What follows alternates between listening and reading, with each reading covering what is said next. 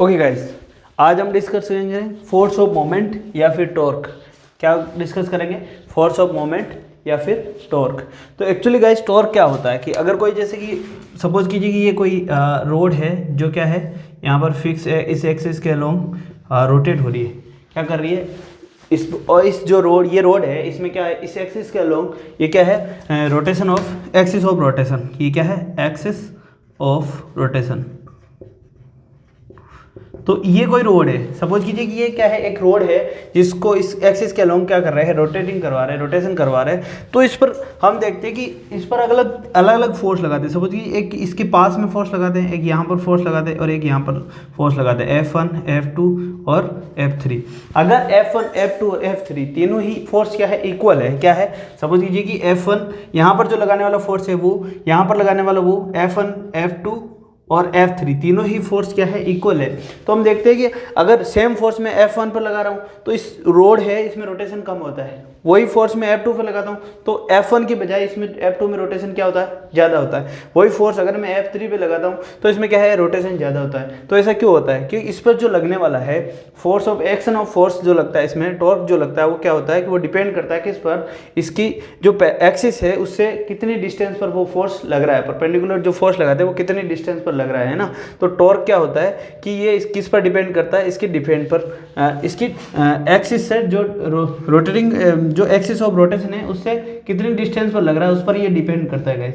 ठीक है, अब हम देखते हैं कि भाई रोटेशन क्या होता है। कोई भी बॉडी रोटेशन कब करती है? अगर ए बॉडी अगर कोई सॉलिड बॉडी है, सपोज कीजिए उसके सभी पार्टिकल क्या होते हैं, किसी पैरेलल प्लेन पर रोटेट करते हैं, मूव करते हैं। ठीक है, तो है ना, तो पर्टिकुलर क्या है, मूव कर रहे होते हैं कि पैरेलल प्लेन में मूव करते हैं, तो वो क्या करते हैं, रोटेशन करते हैं। तो उनका मोशन कैसा होता है, उसका मोशन कैसा होता है, रोटेशनल मोशन होता है। ठीक है गाइस, तो हम देख सकते हैं कि जैसे कि ये ऑब्जेक्ट है या फिर हम कोई भी बुक्स वगैरह ले सकते हैं, उसका हम रोटेशन देख सकते हैं गाइस। ये है, आप देखिए ये बुक्स है, जो ये क्या है, ये अगर बुक्स को मैं इस तरीके से रोटेट करा रहा हूँ तो ये क्या कर रहा है, अपने पैरेलल, ये इस प्लेन पर क्या कर रही है, रोटेट कर रही है। ठीक है, इसका हर एक पार्टिकल पैरेलल प्लेन पर क्या कर रहे हैं, रोटेट कर रहे हैं। तो इसकी जो एक्सिस है वो कौन सी है, इसके परपेंडिकुलर, जिस प्लेन पे ये रोटेट कर रहे हैं उसके परपेंडिकुलर क्या होती है, हमेशा इसकी एक्सिस होती है। सपोज ये देखिए, ये मार्कर है, अगर मैं इसको इस तरीके से रोटेट कर रहा हूँ तो इसकी जो रोटेशन एक्सिस कौन सी है, तो इसके परपेंडिकुलर, इस फोर्स ये पार्ट्स के अलोंग रोटेट कर रहा है इस तरीके से।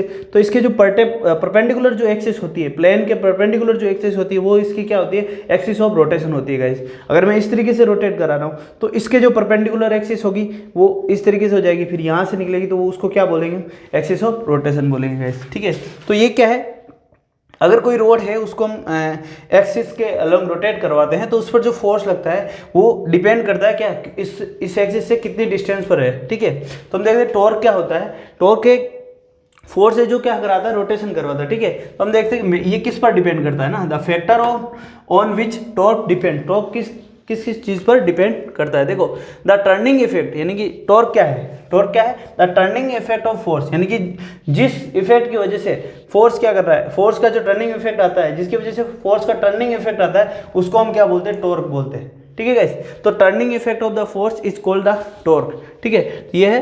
अब ये किस पर डिपेंड करता है, तो मैग्नीट्यूड ऑफ फोर्स, यानी कि ये जो फोर्स लगाते हैं इसका मैग्नीट्यूड जितना है उस पर ये डिपेंड करता है। दूसरा, depends on perpendicular distance between line of action of force.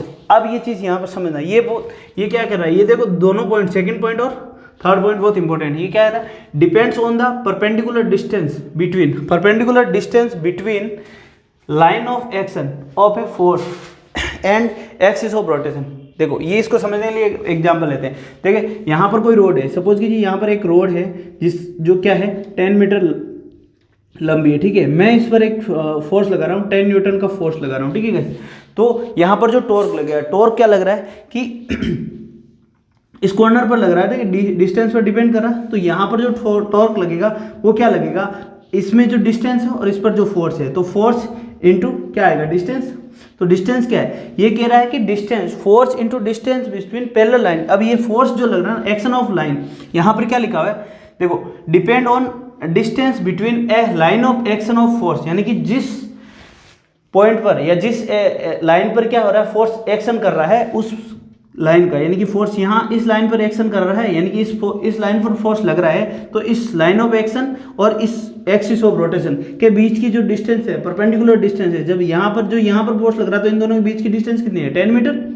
ठीक है, तो line of action of force and perpendicular मतलब एक्सिस ऑफ रोटेशन के बीच की जो परपेंडिकुलर डिस्टेंस होती है वो उसके और उसके बीच में डिपेंड करता है। तो टॉर्क यहाँ पर कितना आ जाएगा, ये डिस्टेंस कितनी है 10, और इस पर फोर्स कितना लग रहा है 10 न्यूटन, तो ये टॉर्क यहाँ पर कितना आ जाएगा 100 न्यूटन मीटर गाइस। तो 100 न्यूटन मीटर क्या आ जाएगा टॉर्क। ये तो हो गया। ठीक है, अब इसको और समझने के लिए एक एग्जाम्पल और लेते हैं गाइस। देखो ये क्या है, एक्सिस ऑफ रोटेशन है। ठीक है, अब यहाँ से ये जो लाइन है 90 डिग्री पर है, 30 डिग्री पर है, सपोज कीजिए ये 30 डिग्री एंगल बना रही, और यहाँ पर मैं इस पर फोर्स लगा रहा हूँ। ठीक है, एक्शन देखो, लाइन ऑफ एक्शन यानी कि जो फोर्स लग रहा है वो कहाँ लग रहा है, इसके ऊपर लग रहा है। अब ये एंगल कितना बना रहा है 30 डिग्री। ठीक है गाइस, जब ये एंगल 30 डिग्री बना रहा है तो इन दोनों के बीच की परपेंडिकुलर डिस्टेंस अब कितनी हो जाएगी। अब ये अगर मान लो कि 2 मीटर है या 20 मीटर है, ठीक है, तो इन दोनों के बीच की अगर ये 20 मीटर होता है तो 20 मीटर है, तो ये इन दोनों के बीच की परपेंडिकुलर डिस्टेंस तो 20 मीटर नहीं है। आप कहते हो सर रोड 20 मीटर की है तो दोनों के बीच की परपेंडिकुलर डिस्टेंस भी 20 मीटर नहीं। अब इन दोनों के बीच की जो परपेंडिकुलर लाइन ऑफ एक्शन है ना, देखो line of action of force यानी कि फोर्स कहाँ लग रहा है, इस लाइन पर लग रहा है, इस लाइन के ऊपर एक्शन हो रहा है। ठीक है, तो जो line of action of force यानी कि फोर्स की जो लाइन है, जो फोर्स जिस लाइन पर एक्शन ले रहा है वो कौन सी लाइन है, ये है। और इस लाइन के और इस एक्सिस ऑफ रोटेशन, ये क्या है एक्सिस ऑफ रोटेशन, और ये क्या है line of action of force. मतलब जिस लाइन पर फोर्स एक्शन ले रहा है उसको बोलते हैं हम line of action of force. ठीक है, तो ये इस लाइन पर एक्शन ले रहा है। अब इस लाइन के और इसके बीच की डिस्टेंस कितनी, अब ये ना हो के ये डिस्टेंस एक नहीं है तो ये कितना हो जाएगा भाई, ये अगर r है या 20 है तो ये cos थीटा हो जाएगा। ये कितना हो जाएगा 20 cos थीटा हो जाएगा, नहीं हो जाएगा, तो ये 20 cos थीटा यानी कि ये हो जाएगा। अगर मैं इसको नाम देता हूँ a b और c, एक ट्रायंगल बन रहा है, तो ए बी बराबर कितना आ जाएगा मेरे पास, ए बी बराबर कितना आ जाएगा 20 cos थीटा, और थीटा कितना 30, तो 20 इंटू √3/2, तो ये 2 से कट जाएगा। यानी कि ए बी बराबर, अब जो डिस्टेंस ऑफ लाइन आया है ए बी बराबर अपने पास कितना आ गया 10√3। अगर अब आपको टॉर्क फाउंड करना है तो ये कितना हो जाएगा 10√3 इंटू, ये तो आगे डिस्टेंस इंटू अब फोर्स कितना है, सपोज कीजिए मैं फोर्स यहाँ पर कितना लगा रहा हूँ 20 न्यूटन, तो इंटू 20। ठीक है गाइस, तो फोर्स की वैल्यू कितनी है, तो यहाँ पर आपका टॉर्क क्या आ जाएगा 200 इंटू 3 न्यूटन मीटर। तो ये देखो लाइन ऑफ, यहाँ आगे क्योंकि मेन जो डिस्टेंस है इन दोनों की मतलब axis of rotation and line of action of force यानी कि इन दोनों के बीच की जो परपेंडिकुलर डिस्टेंस है उस पर डिपेंड करता है टॉर्क। ठीक है गाइस, तो ये दोनों एग्जांपल हो गया। यहाँ से आपको कॉन्सेप्ट क्लियर हो गया टॉर्क किस चीज़ पर डिपेंड कर रहा है। ठीक है, तो ये सेकंड पॉइंट क्लियर हो गया। अब थर्ड पॉइंट देखते हैं guys, it is equal to the product of magnitude of force यानी कि मैग्नीट्यूड ऑफ फोर्स, टॉर्क जो है इक्वल होता है मैग्नीट्यूड ऑफ फोर्स, जो ही हम कर रहे हैं टॉर्क क्या इक्वल है मैग्नीट्यूड ऑफ फोर्स। अगर ये फोर्स का है, यही लगा रहे कि फोर्स कितना है 10 न्यूटन, और ये क्या है अगर F, और ये क्या है डिस्टेंस बिटवीन देखो it is equal to the product of magnitude of force and parallel distance between the line of action and force and axis. तो इन फोर्स का मैग्नीट्यूड और जो दोनों के बीच की डिस्टेंस है उनके प्रोडक्ट यानी कि उनके मल्टीप्लाई के इक्वल क्या होता है टॉर्क होता है। बस ये टॉर्क क्या होता है, ये आगे बात समझे टॉर्क क्या होता है। अब हम देखते हैं इसको कि भाई टॉर्क जो है उसका फॉर्मूला हम पोलर फॉर्म में किस तरीके से निकालेंगे गाइस। तो ये थोड़े बेसिक कॉन्सेप्ट है, आप समझ लिए होंगे। तो अब हमने देखा टॉर्क क्या है, टॉर्क क्या है magnitude of force into distance between rotation action and line of action. ठीक है, एक्शन ऑफ फोर्स। तो देखो टॉर्क हमारे पास आ गया, टॉर्क बराबर क्या आ गया force into distance between line of action of force and axis of rotation यानी कि जिस एक्सिस पर बॉडी रोटेट कर रही है वो, और जिस लाइन पर फोर्स एक्टिवेट है वो, उन दोनों के बीच की जो परपेंडिकुलर डिस्टेंस है उसको ही, उसका प्रोडक्ट होगा किससे मैग्नीट्यूड ऑफ फोर्स है, तो वो क्या होता है टॉर्क होता है। तो यहाँ पर अब देखते हैं गाइस, सपोज कीजिए कि कोई एक बॉडी है, ठीक है, इस तरीके से कोई बॉडी है। अब यहाँ पर हम देखते हैं कि इस बॉडी पर ये 3 एक्सिस है, ये क्या Y axis, Z axis, X axis और जेड एक्सिस है, ठीक है। मैं यहाँ पर इसके किसी पॉइंट पी पर जो क्या है आर वेक्टर है, ठीक है, आर डिस्टेंस पर है, तो मैं इस पर क्या कर रहा हूँ, कोई एफ फोर्स लगा रहे हैं। सपोज कीजिए हम इस पर क्या लगा रहे हैं, फोर्स एफ लगा रहे हैं, जो कि इस आर के साथ एंगल क्या बना रहा है, थीटा एंगल बना रहा है। आर वेक्टर के साथ कैसा थीटा बना रहा है, थीटा एंगल बना रहा है गाइस। तो हम देखते हैं, तो ये इसके पर ये लाइन ऑफ एक्शन है ना, फोर्स की जो है लाइन ऑफ एक्शन कौन सी, ये वाली है। तो अब देखते, हमें कह रहा है कि आप फाइंड आउट कीजिए कि टॉर्क कितना लगेगा, इस पर टॉर्क कितना निकलेगा, ठीक है। ये पी पॉइंट है, इस पर इस साइड में एफ लग रहा है और ये क्या है इसका आर वेक्टर है गाइस। तो इनके बीच में, दोनों के बीच में अगर एंगल थीटा बन रहा है तो हमसे पूछ रहा है कि टॉर्क फाइंड आउट कीजिए गाइस। तो टॉर्क फाइंड आउट कर रहा है, तो टॉर्क में हमें क्या क्या चीज़, एक फोर्स ऑफ मैग्नीट्यूड, अगर मैग्नीट्यूड ऑफ जो फोर्स है वो कितना एफ है, तो अब हमें क्या चाहिए, डिस्टेंस बिटवीन ये लाइन ऑफ एक्सिस एंड जिस एक्सिस के रोटेट, अब इस जेड एक्सिस के रोटेट किसके अलोंग कर रहा है, ये जेड एक्सिस के अलोंग कर रहा है कि नहीं कर रहा है, ये प्लेन है, अगर ये रोटेट कर रहा है तो ये किसके जेड एक्सिस के अलोंग रोटेट कर रहा है, ठीक है। तो ये कह रहा है कि तो इसके लाइन ऑफ एक्शन और ये जेड एक्सिस के बीच में जो है ना एंगल 90 डिग्री एंगल बन रहा है, और आपको ये क्या करना है, फाइंड आउट करना है, ठीक है, डिस्टेंस बिटवीन इसके रोटेशनल एक्सेस और ये लाइन ऑफ एक्शन के। तो यहाँ दोनों के आगे, क्योंकि जेड एक्सिस है ना, देखो यहाँ पर ये जेड एक्सिस इस तरफ बाहर की तरफ आएगा, हमने इस तरफ नीचे की तरफ बनाया, इसका मतलब ये क्या है, बाहर की तरफ है, तो इसके बीच में और ये लाइन ऑफ एक्शन है, ठीक है। तो इन दोनों के बीच में क्या बन रहा है, 90 डिग्री बन रही है, और ये क्या है, हमें निकालना है क्या, इसकी डिस्टेंस निकालेंगे, दोनों के बीच की डिस्टेंस कितना है। तो अगर ये एंगल थीटा है तो ये भी एंगल क्या होगा, थीटा होगा, ठीक है। ये अगर एंगल थीटा होगा तो हम देख सकते हैं, अब ये 90 डिग्री है यहाँ पर, देखो अब मैं इसको डायग्राम को आपको यहाँ पे समझाता हूँ। देखिए ये कह रहा है कि यहाँ पर, अब देखो ये इस तरीके से है, इसको इस तरीके से रोटेट करते हैं, देखो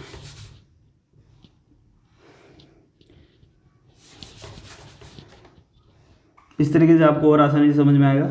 ये कह रहे हैं कि इस तरीके से कोई डायग्राम, अब ये क्या है 90 डिग्री का है, और ये एंगल जो बन रहा है थीटा बन रहा है, ये 90 डिग्री का दिया है नीचे वाला, और ये एंगल थीटा बन रहा है। तो हमें पता है कि थीटा के सामने वाला हमेशा क्या होता है, थीटा के सामने वाला होता है साइन थीटा। अगर ये एंगल है, मान लो ये आर है, तो 90 डिग्री के सामने वाला क्या है, हाइपोटेनस, और ये क्या है कोस थीटा, ये साइन थीटा होगा और ये कोस थीटा होगा। तो थीटा के सामने वाला ये क्या होगा, आर साइन थीटा, और ये क्या होगा, आर कोस थीटा, ठीक है गाइस। तो इस तरीके से अगर ये थीटा के सामने है कि नहीं, हम देखते हैं, जैसे ये है, अब देखिए ये 90 डिग्री है, और ये अगर हम थीटा लेते हैं तो इसके सामने वाला ये क्या होता है, आर साइन थीटा, और ये नीचे वाला जो है क्या होता है, आर कोस थीटा। तो थीटा के सामने वाला क्या होता है, आर साइन थीटा। तो यहाँ पर थीटा ये है, तो ये थीटा के सामने वाला ये क्या होगा, आर साइन थीटा। तो दोनों के बीच की डिस्टेंस जो है हमारे पास कितनी आ गई, अगर ये ओ है, ये एम है, और ये पी पॉइंट है, तो ओ एम जो है दोनों के बीच की डिस्टेंस है, और जो कितनी है, आर साइन थीटा, है ना। तो टॉर्क के लिए हमारे पास क्या आ गया, दोनों के पास फोर्स कितना है, एफ इंटू डिस्टेंस कितना। देखो अब ये मैग्नीट्यूड ऑफ फोर्स कितना है, आर, यहाँ पर देखिए गाइस, इसको ये कितना हो जाएगा, डिस्टेंस कितनी होगी दोनों के बीच की, आर, और ये मैग्नीट्यूड ऑफ फोर्स कितना हो जाएगा। तो टॉर्क बराबर क्या होता है, फोर्स। तो हमारे यहाँ पर फोर्स कितना लग रहा है, एफ। तो फोर्स क्या है guys, F into distance between, दोनों बीच में क्या आ जाएगा, आर साइन थीटा, है ना। तो फोर्स इंटू डिस्टेंस लिख सकते हो, यहाँ पर डिस्टेंस क्या, ओ एम। तो टॉर्क बराबर क्या लिख दो, F into R sine theta.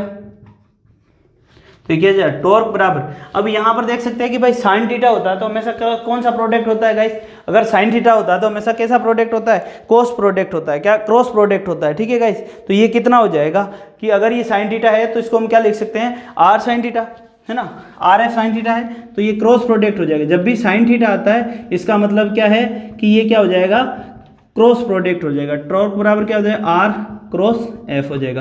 तो हमारे पास टॉर्क बराबर क्या हो गया, टॉर्क बराबर आ गया आर क्रॉस एफ आ गया गाइस। तो जो जितना टॉर्क लगता है वो कितना होता है, आर क्रॉस एफ यहाँ से, ठीक है। तो टॉर्क का फॉर्मूला आपको पता चल गया, टॉर्क क्या होता है, आर क्रॉस एफ, जहाँ पर आर क्या है और एफ क्या है, magnitude of force into R क्या है, distance between rotational axes and line of action of force, ठीक है गाइस। चलो तो ये आ गया आपको टॉर्क आगे समझ में। अब हमें देखना है कि इस टॉर्क का रिलेशन निकालना है, फाइंड आउट करना है कि relation between torque and angular momentum, ठीक है। एंगुलर मोमेंटम क्या होता है गाइस, ये उन दोनों के बीच के हम रिलेशन निकालेंगे गाइस।